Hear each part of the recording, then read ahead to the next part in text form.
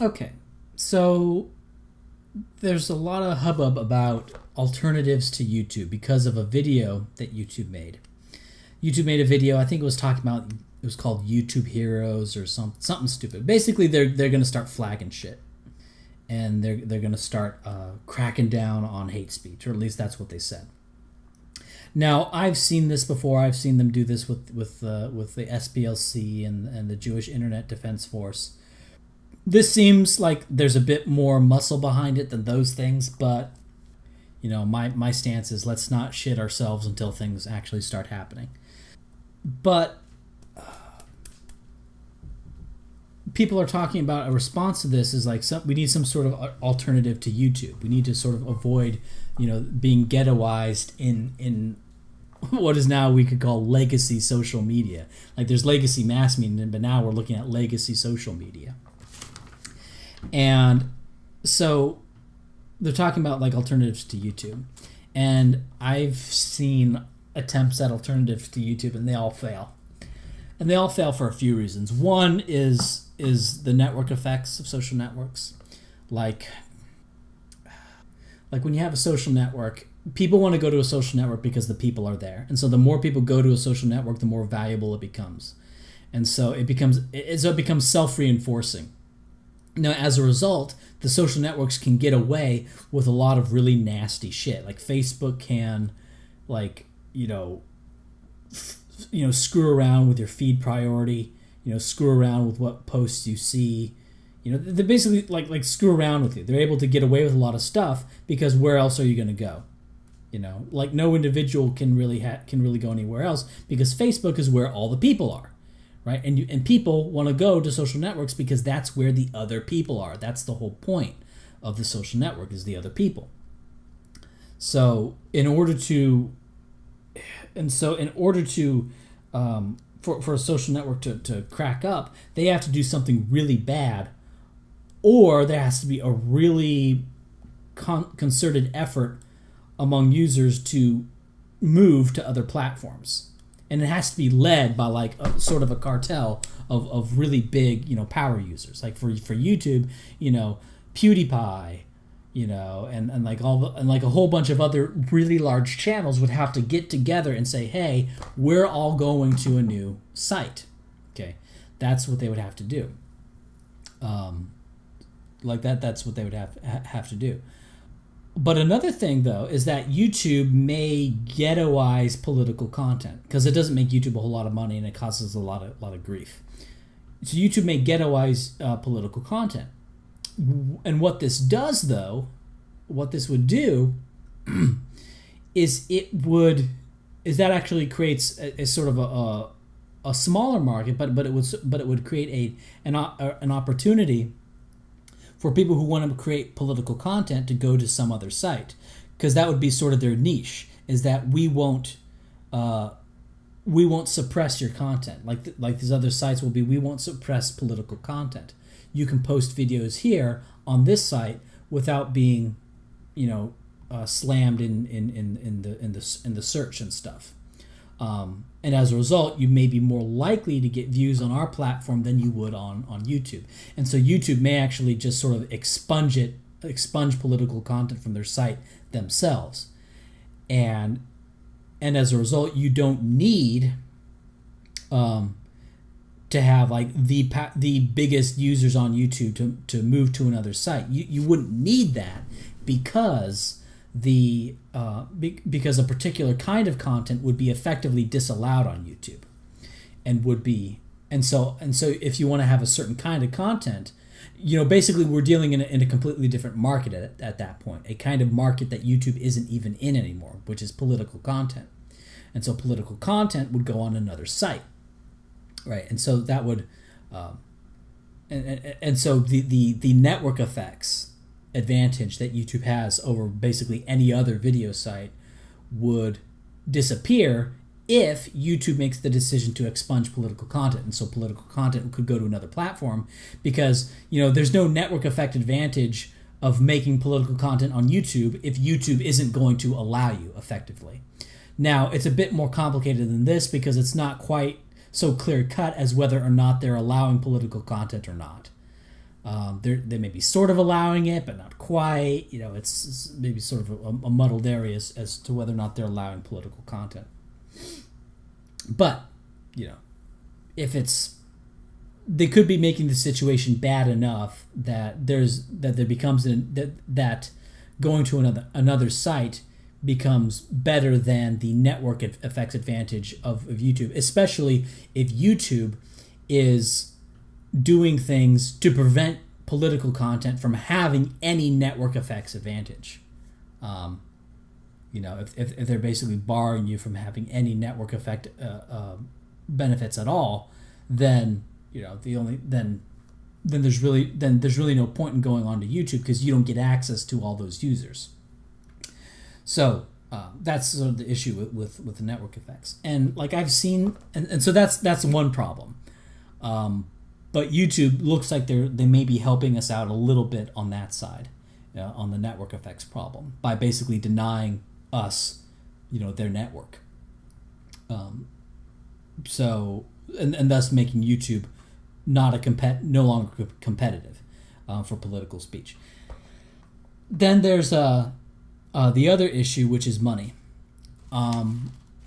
These sites, once they get to a certain size, their expenses are going to start to go up quite a bit, and all this bandwidth, all this downloads, and like most people aren't paying, they're not going to pay anything. So don't even start with that. Don't get that idea that people are going to start paying a whole bunch of money as the site gets bigger. No, you got a few dedicated people who pay money at the founders, but as the site gets bigger and bigger and bigger, the proportion of users to people willing to pay money gets worse and worse. You get more users and fewer relative to the number of people who are willing to pay money, and so you get scaling problems. And with YouTube, what Google did was they just ate those costs. Google had so much money from Google search that they were just able to eat the cost of YouTube for a very long time. They're able to eat, I don't know exactly how much it was, but I'm sure it was well over $10 million a year. Maybe more than that. It's like $100 million, like a ton of money. They were willing to eat those costs. That's the point. Whereas sort of a new alternative media site is not going to be able to eat those costs. So that's where this site called BitChute comes in. Okay, and there's two good things about the site BitChute. The first is that it is like there's two things about it, like on the ideological side and on the scaling side. So on the scaling side, BitChute it's a torrent based site. It's basically like a video torrent based site. For people who don't know what torrents are, I think most people listening to this are going to know what a torrent is. But basically, a torrent is you get a little file. It's called the torrent, and it's just a marker, right? It's a marker for the file that you want to download. Like the torrent marker, it's like a string of numbers, and it refers to some program that you want, like some video game. And if you have this string of numbers, you have a client, the BitTorrent client, and other people using that client, if they have that file, you can download that file from them, right? As long as you have like the torrent marker, and anybody can get like a torrent, can get these torrent markers. So what you do is you sort of connect to the client, and any torrent and any file that you have can be downloaded by other people from your computer, right? They can download it from you. You can download stuff from them. And as a result, you don't strain any particular server somewhere where everybody's trying to download from a single centralized server. That the load of uploading and downloading gets distributed among thousands of users. And that's the idea of this site, BitChute, is that the videos, of course, they're uploaded to a central server, right? So if there's a video that there are no other users who have it on their computer, who have that video on their computer, you can't download it from them, so you just sort of download it from the server. That's obviously going to have to exist, and certainly going to have to exist at the beginning, because when a video first gets uploaded, no user has the file, right? Because the file literally went from from one guy's computer to the server, and that guy may or may not be online at the moment. So at the beginning, of course, any video has to be sort of downloaded. But as the video gets popular, especially like the really popular videos, there's going to be people logged in that have that video on their hard drive, and so you can just download it from them, right? And so that's the idea of BitChute, is that the cost of uploading and downloading is offloaded to everyone else. And so that gives me confidence that as the site scales, that as the site gets bigger and bigger and bigger, the cost of uploading and downloading is not going to increase linearly. It's not going to increase linearly with the size of the site. And so it is a fundamentally much lower cost program. And in fact, even as the site gets bigger, there would actually be less and less relative server load because you have more and more users. And so for any video, it's more likely that you'll be able to download the video from another user, not from the site.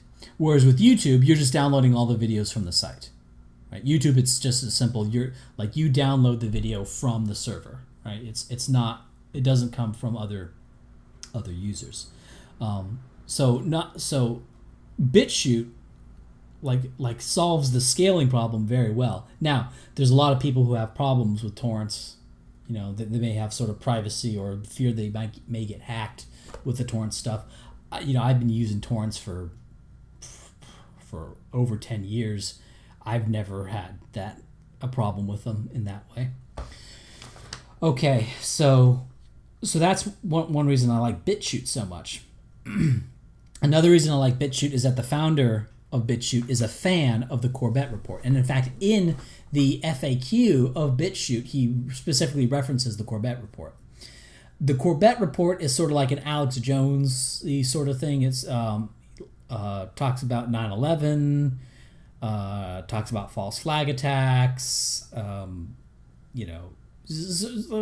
Jones conspiracy guy. I think. I haven't watched the Corbett report, so I'm sorry if I'm mischaracterizing him. But that's good. Okay, it's not so much that James Corbett, I think, is a white nationalist, but he's not the kind of person that's like, hard on for, that has like some sort of hard on for like for bashing the fash or whatever. Like basically conspiracy type people don't do that. Conspiracy type people are not interested in doing that stuff. So that's what's good. And given that the founder of BitChute is a fan of the Corbett report, I'm thinking that he's going to be of that mentality as well. Now, so I'm looking at like sort of an alternative to YouTube, and I'm thinking BitChute is likely it, because like there's these other sites that like, they say, yeah, free speech, that's going to be sort of our in, that YouTube is censoring, but we're going to allow free speech.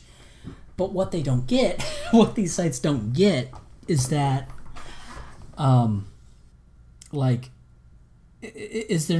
not understanding the dynamic of free speech. Like, look, let's say you're in the Soviet Union and you have some guy who wants to have free speech in the Soviet Union. Okay, what is free speech in the Soviet? What is the purpose of free speech in the Soviet Union? What's the real issue in the Soviet Union of free speech? It's criticizing communism, criticizing the government and communism, and supporting the free market. Okay, that is the suppressed speech in the Soviet Union. Okay, so when someone says they support free speech in the Soviet Union, the only meaningful thing of free speech in the Soviet Union is the free market. Okay, because if someone's in the Soviet Union saying, well, I'm going to have a platform that allows free speech, and you can say all you want about UFOs, you can say all you want about Bigfoot, right? But you cannot engage in reactionary, anti-worker, anti-human capitalism, anti-human capitalist speech, right? You can't do that. Yeah, it's like you could say that, and would you are you supporting free speech? If you want to say you are, you can say you are or whatever. But look, the point of free speech in the Soviet Union is free markets. It's all about free markets. If you're not when someone says they're an advocate of free speech in the Soviet Union, the only meaningful sense in which you could be an advocate of free speech in the Soviet Union is to support the advocacy of free markets, and in a substantive way too, not just like this. Oh, I'm going to have a platform, and over here in this sort of ghettoized corner of this platform, there's going to be three guys talking about free markets, right? That are sort of going to be sort of hushed away into their little corner. They're not going to be able to really influence anything. Like that's the whole point of free speech is that the new idea wins. If there's no realistic pathway for the new idea to win, then then what's the point, right? So when we're talking about free speech, that's it's a specific thing at any given point in time in history. It's not this.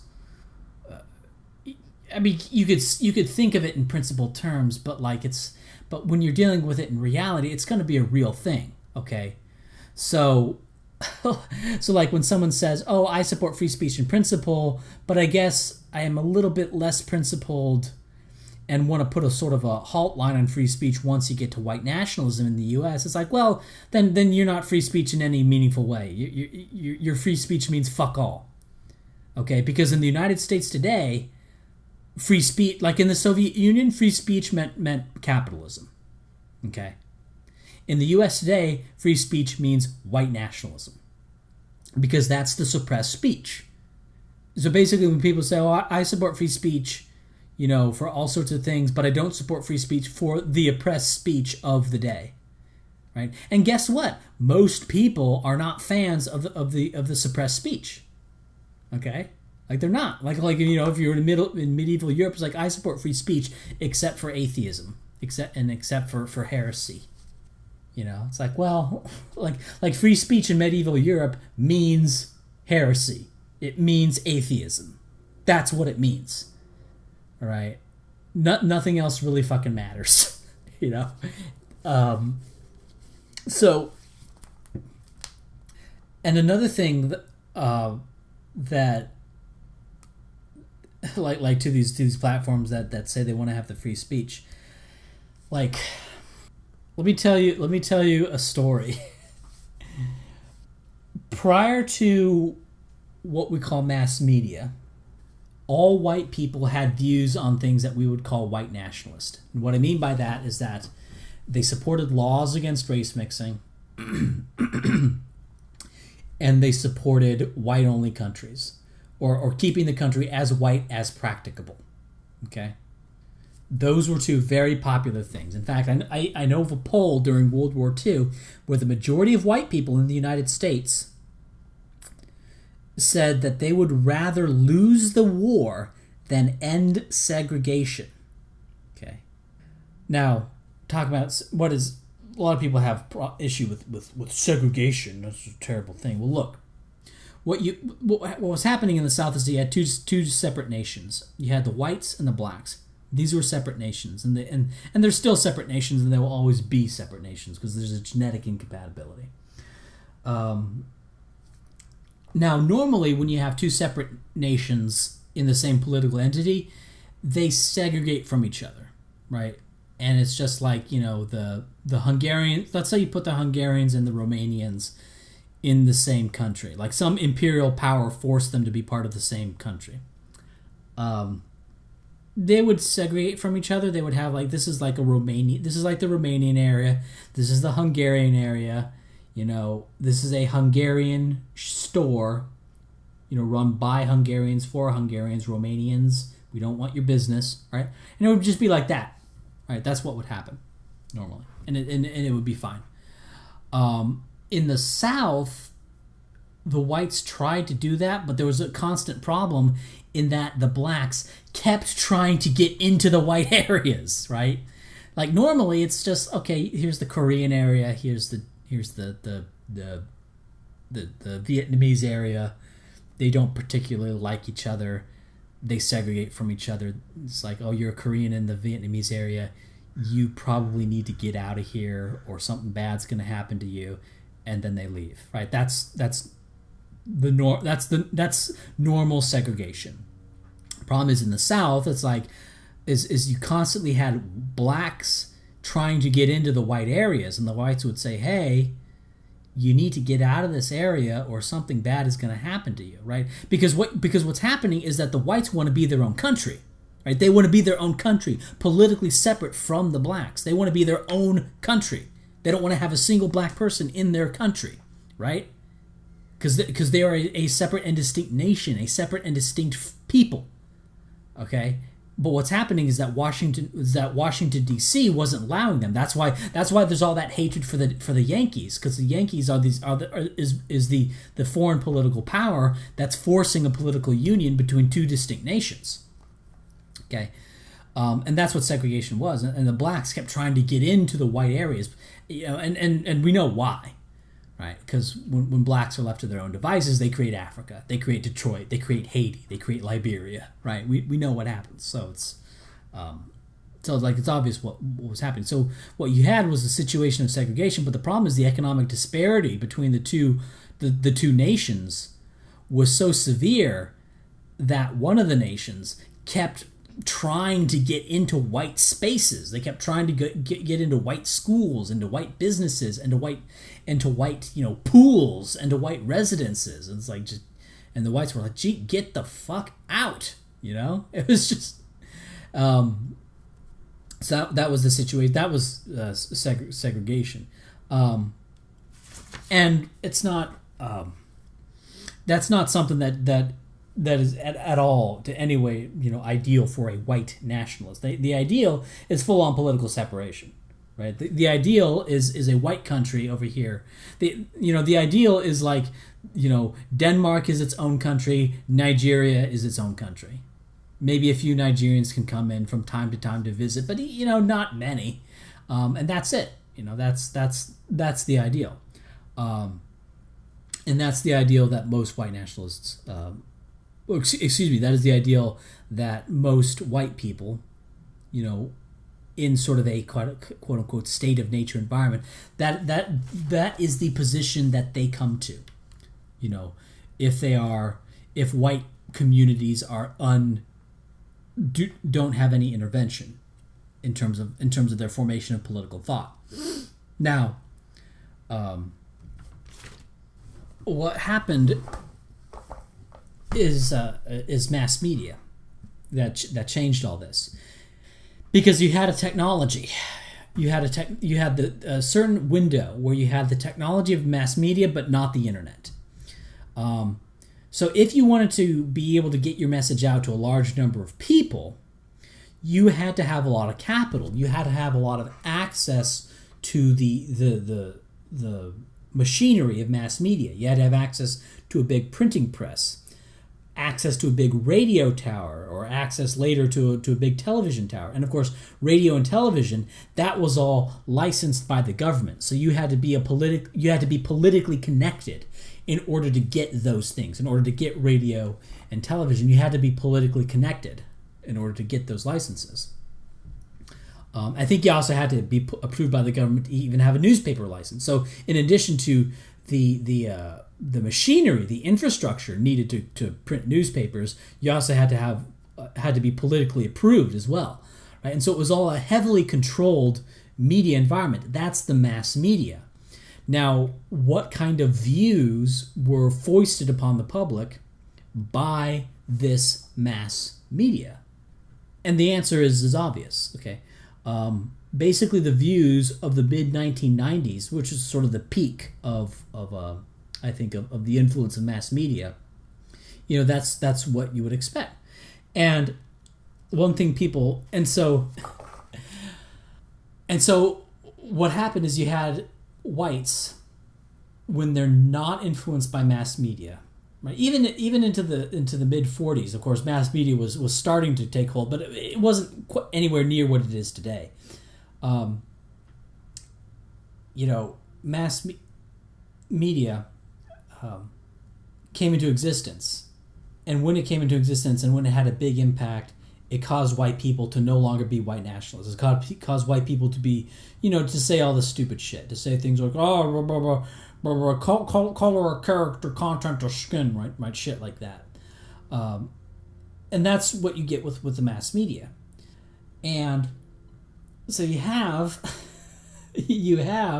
whites prior to having all their information controlled, and of course their information in whites today, it was probably like at its worst in the mid 90s prior to the internet, because you had whites. First, they had all the public school. They had the public school system. Okay, so in kindergarten they're being taught, they're being taught tolerance and diversity. Then once they get older, they're taught about the crimes of white people. And then once they get into college, that's when you get the real heavy shit. That's when you get, if you're white, your voice is illegitimate. If you're white, your perspective is illegitimate because you are you are inherently unable to understand what's going on in the world because you are an oppressor class. Everything you have comes from the oppression of others, right? And it seems kind of crazy when you're given to a lot of people who aren't fully fed the anti-white doctrine. They're only fed a little bit of anti-white doctrine, and so they're like, yeah, I'm sorry for slavery, I'm sorry for segregation, but that's over, we did that, let's move on. So that's somebody who's imbibed a little bit of anti-white doctrine, right? They don't fully understand what was going on in segregation, that you had whites who wanted to have their own country, but and a whole bunch of asshole blacks that kept trying to get in, right? They don't realize that that's what was actually happening, right? But they think, so that's a little bit of an anti-white. They've imbibed a little bit of the anti-whiteness there, or for example on slavery, they don't realize that whites were just buying slaves, that these blacks would have been slaves anyway. Their standard of living improved from living in Americas, and of course it was white people who ultimately ended slavery. So white people have nothing to apologize in terms of slavery, right? Because white people's actions did not cause any blacks to be slaves, and ultimately ended slavery and made everybody better off. And made all the blacks better off. So, but of course there's and I have articles where I argue that line and verse, using more statistics and stuff. But that's. These are anti-white tropes, and most people have adopted those two anti-white tropes. That's sort of like the basic anti-white trope that people get is that they need to apologize for slavery, and that they need to apologize for segregation, or that that segregation was some bad thing that white people should be sorry for. Right? Those are the two main tropes. When really segregation was just an attempt for a nation to control its borders. When an imperial power wouldn't let it have a country. That's all segregation was. But I'm going far afield. I'm sort of rambling in all these different directions. BitChute. When BitChute starts to get big and the white nationalists start to take over, there's sort of a question here is are you willing to let that happen? Are you going to drop the censorship hammer? Because I see, like for example, I can imagine what the guys at VidMe are thinking with their site. They're thinking, oh, we're going to have all these videos on our site, and we're going to allow free speech, and you know what? We'll even allow white nationalist speech, but it'll be white nationalist speech off in its little corner. But guess what? If you're not doing anything to censor it, if you're not doing anything to suppress it, it will rise just as surely as the quote-unquote alt-right rose. Okay? Because look, we saw what white people were before mass media. They were all white nationalists. Then mass media came about. This conditioned whites to no longer be white nationalists. Now, right, and step 3 is remove the mass media and also sort of remove the sanctity of the universities. People, more people are going to universities, but I think fewer whites as a proportion are going, and they're taking the dew is off the rose a little bit for the universities in terms of their social science stuff. But anyway, so you have. Okay, so think of it in three acts here. You have Act 1, no mass media. white people are all white nationalists, basically like 80% or something. Act 2, the rise of mass media. Mass media rises, whites become no longer white nationalist. Act 3, mass media is starting to be removed and is being replaced by the internet, which emulates the folk political environment that existed prior to mass media. What do you think is going to happen regarding the political views of white people? Like, it's pretty obvious. And I recall like something said by one of the founders of Twitter. He was lamenting how he thought, when you have Twitter, you're going to have a rise of this free speech and it's going to be wonderful and everything. But what ended up happening is Twitter basically was just an enabler for what he called hate speech. Now, what is hate speech? That's like, what did the communists call the thing that they hated? They called it, they had all sorts of names for it. They called it enemy of the revolution, counter-revolutionary, whatever.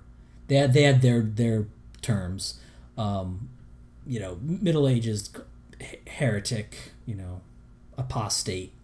Okay, and here in the U.S. it's racist, it's hate speech. But basically, yeah, like in a free, in an uncontrolled environment,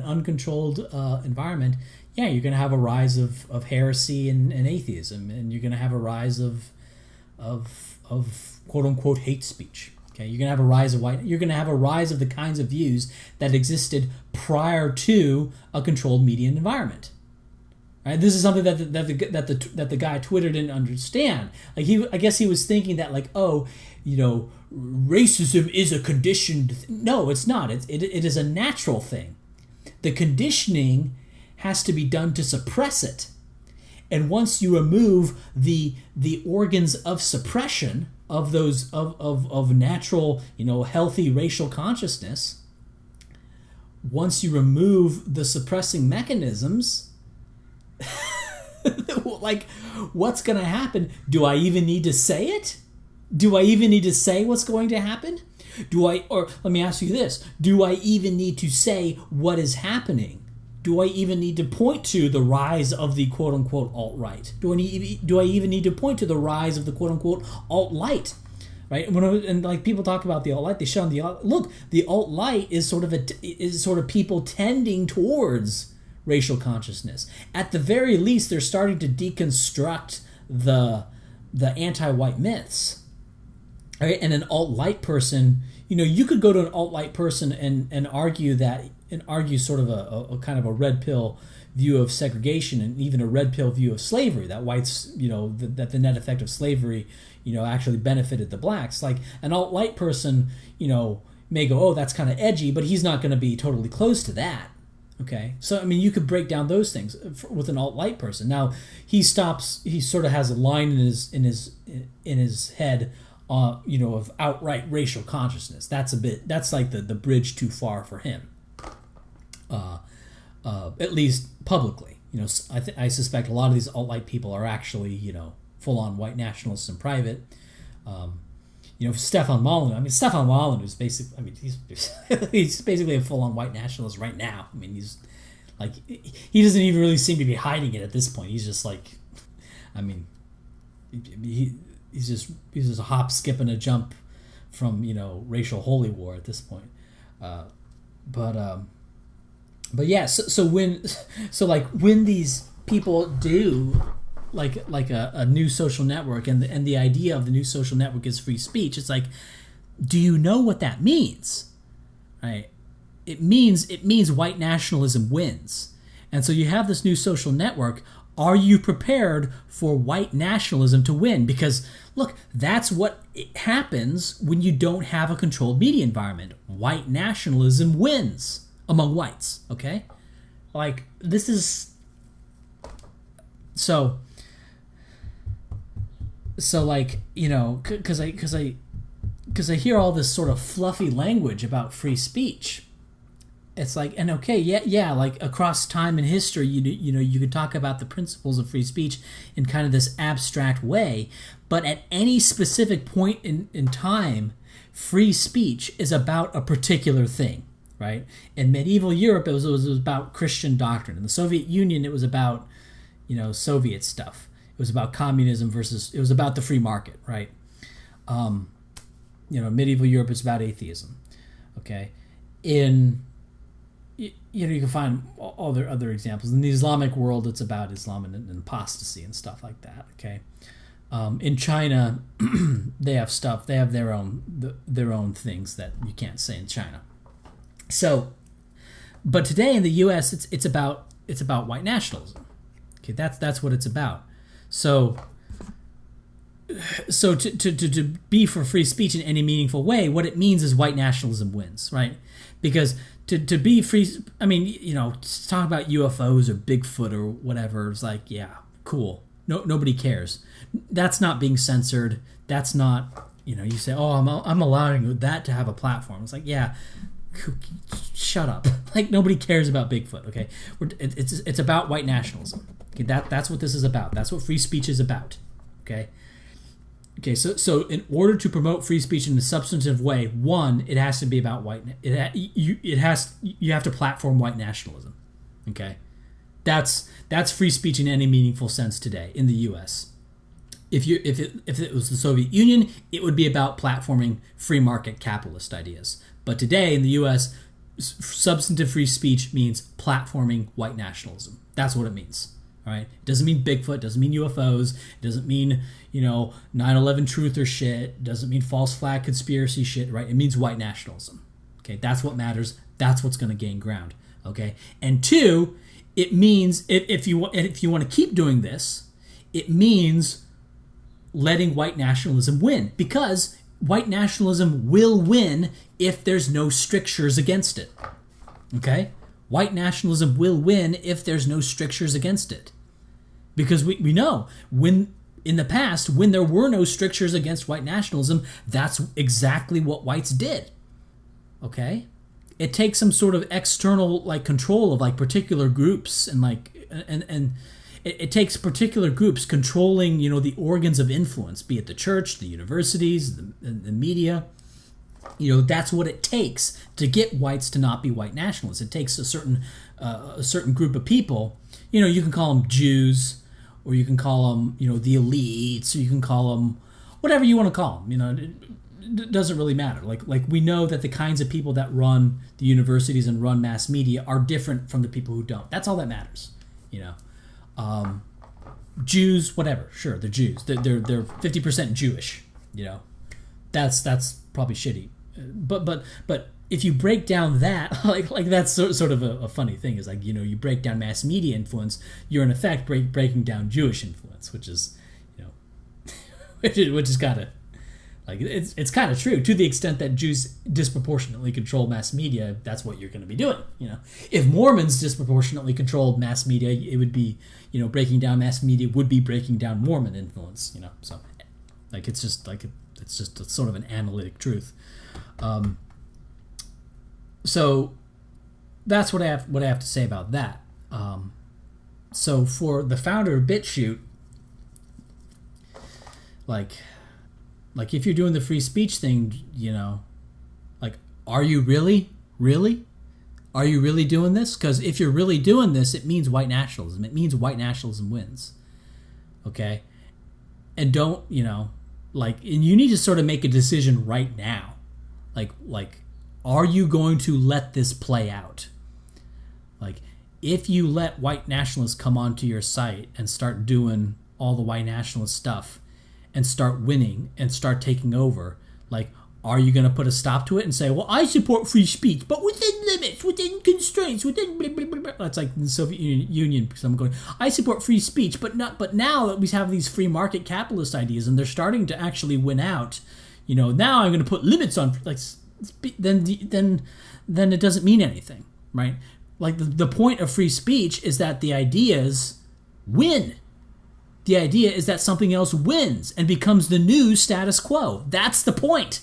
Right? The point isn't just to have some people to have their little, chat box where they can talk to each other, in their own solipsistic little corners and and share ideas with each other. Like, that's like, no, the point is that it has teeth. The point is that it wins.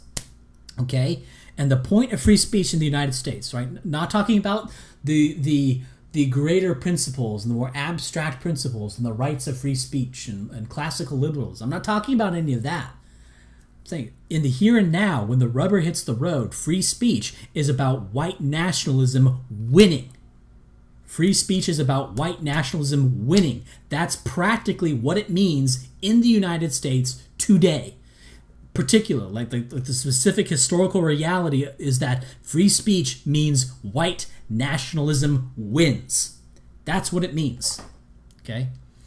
Because when you start allowing all the substantive avenues of free speech, right? That is, they are legally allowed to speak. They are allowed to have a platform, meaning that they can talk to lots of other people. That they're not barred from having a large platform, a large following where they make videos, they get hundreds of thousands of people listening to them. Right? If they're not barred from these things, they're gonna win, and they are winning.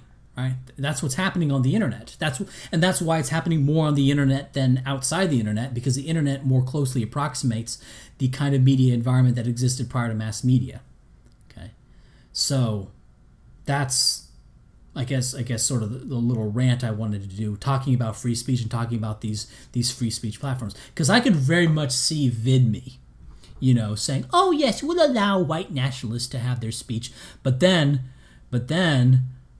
what happens? White nationalists start taking over the site, and then VidMe starts to go, oh, maybe we need to have some limits on free speech. But right, because they don't understand. They are not aware of the political environment that they're in. They're not aware that all this non-white nationalist stuff is simply a function of a conditioning. Is simply a function. They are confusing these highly processed, these highly synthetic views that most white people have. Tolerance and diversity, anti-racism, and content to skin and color of character, that kind of crap. Right? They're confusing these for reality. Right? They're confusing these shitty multiracialist platitudes with reality. They don't realize that that's all just a function. That's a function of a very intense conditioning process that began in kindergarten. And when you start to, Alex Jones, break the conditioning, what's going to come? Like the white nationalist stuff. That's the real view. That's the real stuff that wins out in a free speech environment. Okay, and so what people are doing is they're confused. They're taking this diversity crap, and multiracialist crap and white guilt crap. They're taking it too seriously. They think that's the real thing. No, that's not the real thing. That's the party doctrine. That's the commie shit, okay? That's the Catholic Church shit. That's the Muslim shit. That's the bugaboo. That's the bugaboo of the day. That's not real. That's the regime. That's the regime flavor. That's the flavor of the current regime, okay? So I guess that's sort of my little rant I wanted to do here. I'm a little bit under the weather, and so I didn't want to. But I said on my YouTube channel that I make a video. I'm going to make a long video on Sunday. Made a video response to Richard Spencer on Saturday, so I'm basically making videos back to back. And so this thing is not going to be very good. It's more of just sort of a long rant. But I promised, and I want to commit to this schedule. I've committed to it this will be the third week that I've committed to it, so I'm having a good track record on this, sort of getting back into the sort of regularity that I had on producing video content back in the anarchist days, and I think I'm doing that here, and so that's why I made this video, but it's not. I don't think this is the best video. It's more of like a rant about the alternative media and the ultimate. I guess my sort of triumphalist theory about the rise of white nationalism. But yeah, I just wanted to put this out there because, I said on my channel, Tuesday, Thursday, Sunday, and so it's Sunday, put it up, fuckface, and so I put something up. And this is what I'm putting up.